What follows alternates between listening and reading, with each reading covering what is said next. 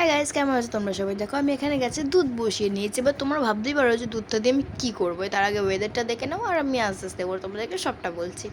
কড়াইতে কিন্তু আমি ঘিও বসিয়ে নিয়েছি, আর ঘিটা দিয়ে ভালোভাবে কড়াইটা গরম করে দেবো। তো তোমাদেরকে এখন বলেই ফেলি যে আমি ঠিক কী বানাচ্ছি। আমি বানাচ্ছি কিন্তু সিমই, চট জলদি সিমই রেসিপি। আর এখানে দেখো ঘিটা কিন্তু গরম হয়ে গেছে। আর আমার গলাটাকে একটুখানি ইগনোর করো, কারণ গলাটা আমার খুবই বসে গেছে। আর গরম হয়ে যাওয়ার পরে আমি কিন্তু কাঁচা সিমইটাকে এর ভিতরে দিয়ে দিয়েছি আর কন্টিনিউয়াসলি নাড়িয়ে যাচ্ছি যাতে লেগে লেগে না যায়।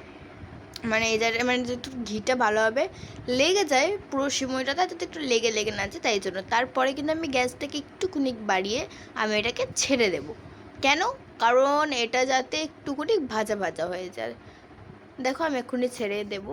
তো তোমরাও এরকমভাবে করতে পারো। এটা কিন্তু খুব শর্টকাট একটা রেসিপি অ্যান্ড খুব ভালো একটা রেসিপি, খেতে জাস্ট জাস্ট অসম হয়। এরকম এখানে কিন্তু দুধটাও দেখে দিচ্ছিলাম ভালোভাবে। তারপরে দেখো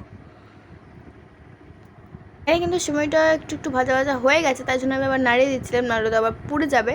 তারপর এটাকে আরেকটু ভাজা ভাজা হতে দেবো, যাতে আরেকটু ভালোভাবে ভাজা ভাজাটা হয়ে যায়।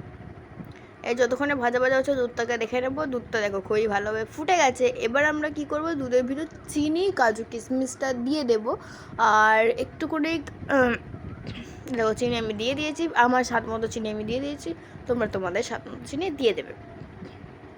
আর যদি তোমরা স্বাদ না বোঝো তাহলে ফার্স্টে একটুখানি চিনি দেবে, দিয়ে দেখবে যে চিনি হয়েছে কিনা দুধটা ফাটানোর পরে। তারপরে আরেকটু লাগলে পরে একটু দিয়ে দেবে।